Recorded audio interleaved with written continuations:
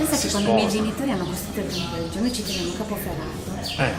Anche se siamo a Costarelli, perché c'è una questione storica. Quando loro inizialmente hanno costruito il campeggio, come ti ho detto, ma Costarelli non esisteva. Non esisteva la zona come turistica o residenziale. Quest'area qua si chiamava Piscina Rei. Piscina Rei, come attualmente è lo spazio che c'è, diciamo, nella zona del campeggio Ligure. In sostanza dall'altra parte, la parte finale di Costarelli si chiama ancora Piscina Rei.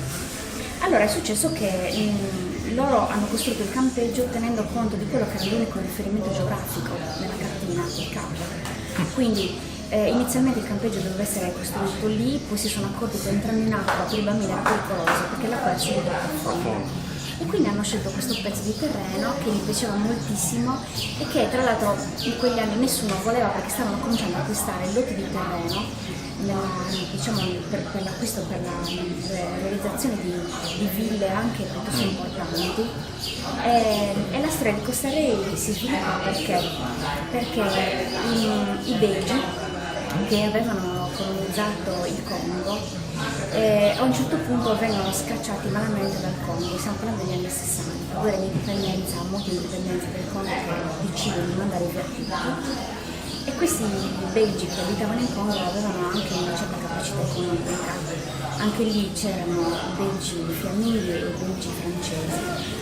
E approfittando anche di un periodo in cui la regione Sardegna stava facendo una riforma agricola, decidono di arrivare in Sardegna. I più ricchi, che erano i fiamminghi, che avevano tra l'altro proprietà importanti anche di mare nella zona del Congo, costruiscono le loro prime ville qua a Costarelli, acquistando a prezzi bassissimi i terreni lungo la costa perché praticamente non valevano niente.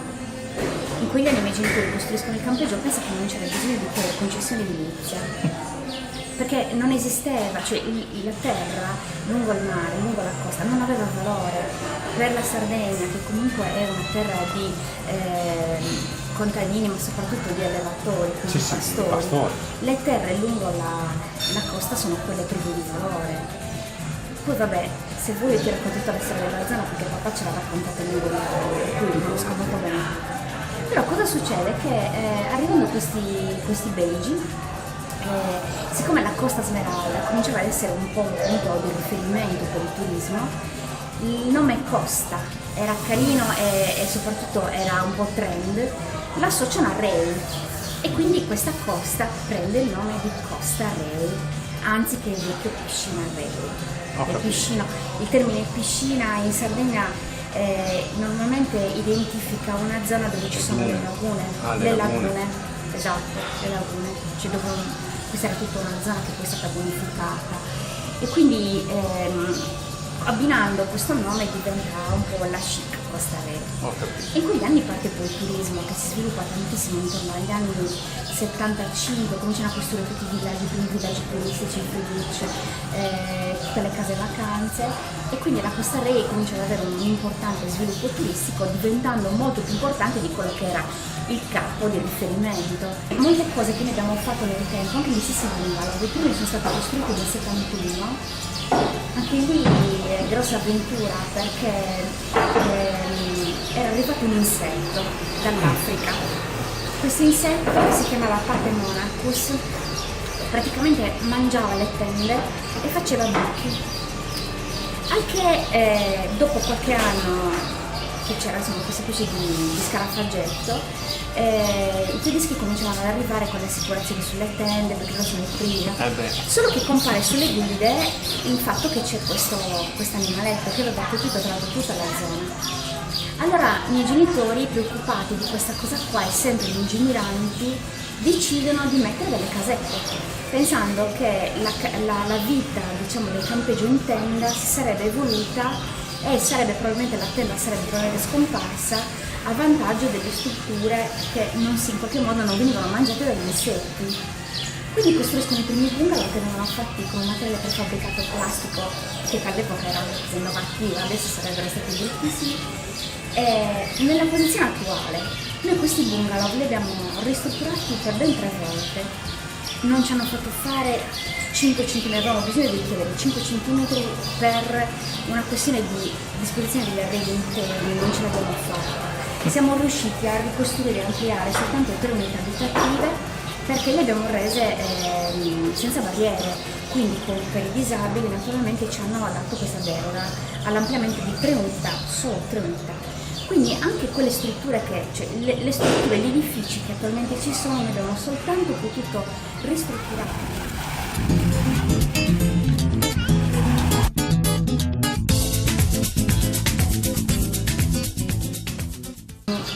Abbiamo modificato leggermente la zona dell'animazione, che però è già nata col pensiero di non creare disturbo all'ospite di campeggio. Quindi tutta la zona animazione si sviluppa in fondo perché permette, contrariamente a quello che è il discorso del concetto del villaggio, nel villaggio turistico ha l'esigenza di avere un'animazione molto centralizzata, perché è importante che si faccia spettacolo, no? Ecco. Anche da noi funziona così, noi lavoriamo benissimo con i eventi, cerchiamo di creare, abbiamo un programma di animazione molto particolare, anche lì ricco di tante iniziative, non solo con lo staff, ma proprio con gli ospiti esterni. Però dove lo facciamo? Lo facciamo in fondo al campeggio, in un teatrino che ci permette anche di fare musica anche un po' più tardi delle solite mezzanotte, perché essendo laggiù qui tutti dormono e non vengono disturbati, allora magari i ragazzi o le persone che non hanno voglia di stare seduti nello stesso turno gira per fare servizio a tutti, se ne vanno giù e ci aspettano la possibilità di stare ancora un po' a chiacchierare senza disturbare la spiaggia, è logico. E poi è sempre l'elemento di richiamo e soprattutto la Sardegna ha fatto del mare un elemento di richiamo turistico fondamentale. Però che cosa è successo nel tempo?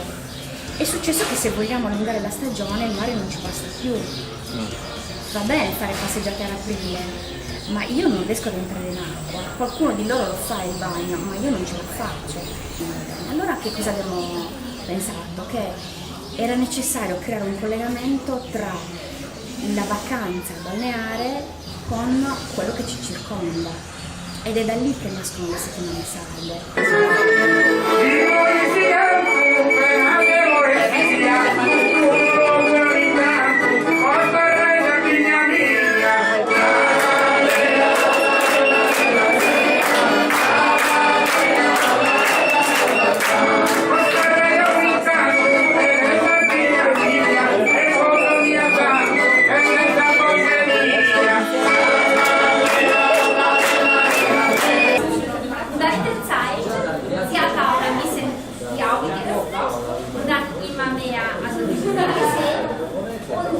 Schaue, was passiert, weil die Bilder müssen natürlich ihre Fähigkeiten zeigen, damit sie Interesse bei einem Kollegen haben kann. Okay, Sabine.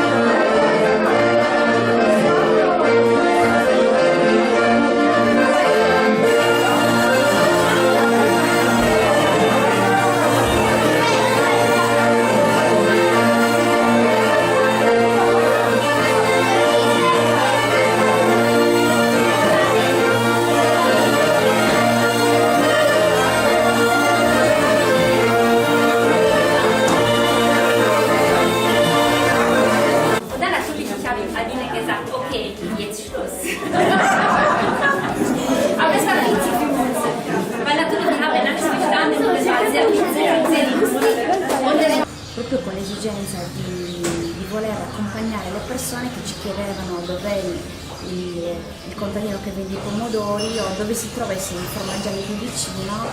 Allora creare questo collegamento voleva anche essere un modo anche per fidelizzare quel cliente, perché comunque chi viene qua da noi sa che se va alla reception e se ci chiedono un ristorante dove andare a mangiare, è logico che l'interesse del campeggio comunque è quello di fargli provare prima il nostro, anche perché abbiamo un po' percezionale. Mio marito gestisce il ristorante, lui è sommelier, è assaggiatore di formaggi, quindi ci divertiamo. Però il concetto è, va bene, tu vieni a mangiare una volta da noi, però è bello che tu comunque vai a vedere che cosa c'è intorno. Allora vai dall'agriturismo ad assaggiare come viene fatta la pecora o il maialino o altre cose. Vai a comprare i pomodori di là, vai a comprare il miele di là. Poi se sei in campeggio tutte le cose essenziali comunque le trovi anche da noi. Anche noi facciamo una scelta di prodotti del market finalizzata anche alla ricerca di prodotti di qualità e anche particolari. L'olio d'oliva che abbiamo qua non lo vende nessuno, cioè ce l'abbiamo solo noi, non l'abbiamo ricercato, capito? Per cui ci sono delle cose che comunque abbiamo cercato di dare qui, però senza impedire e anzi incoraggiando l'ospite a guardarsi intorno. Allora il nostro interesse, allora noi più di tanto non possiamo riempire, capacità ricettiva 400, vuol dire che se noi abbiamo 500 richieste ne soddisfiamo 400, se ne abbiamo 1000 ne soddisfiamo sempre 400. Quindi il nostro interesse è quello di non alzarci ma allungarci, e quindi abbiamo necessità di promuovere il territorio, perché questo ci permette di lavorare nei mesi di aprile, ottobre. Adesso stiamo addirittura anticipando tutto e posticipando tutto. Pensavamo l'anno prossimo di chiudere il 7 di novembre, perché ogni anno chiudiamo il 2 e mandiamo via una cinquantina di persone. E poi nel mese di aprile sfruttiamo anche le feste. Allora a Muravera si tiene la festa la sera degli agrumi, che normalmente cade tra la seconda e la terza settimana di aprile, dipende da come cade Pasqua, e naturalmente noi organizziamo una navetta per portare l'ospite a vedere la sagra degli agrumi. Lo stesso facciamo con la sagra di Sant'Efisio a Cagliari, che si tiene il 1° di maggio.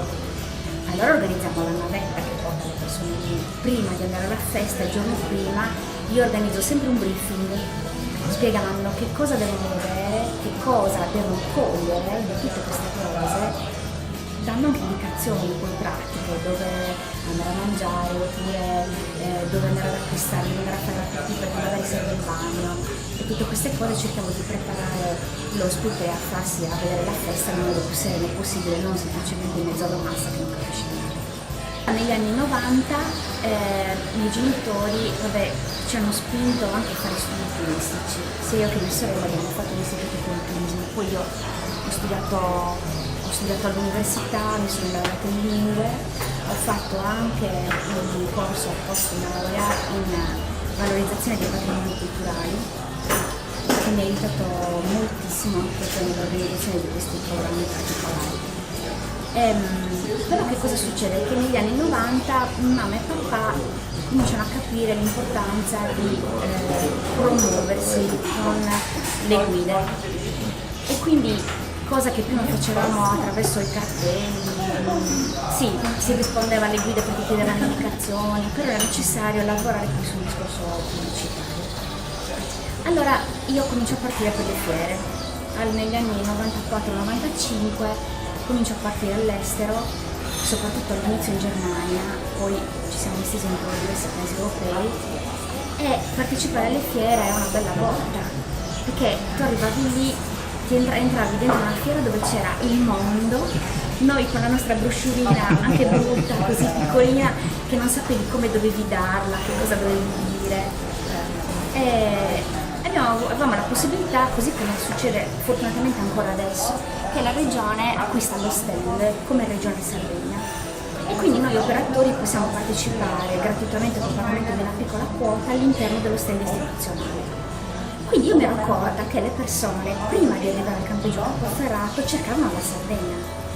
Allora, considerando le mie conoscenze, io attiravo le persone raccontando della Sardegna, quindi i murali, i cavallini della Giara, il mare, le cose, e poi arrivavo a raccontare del campeggio.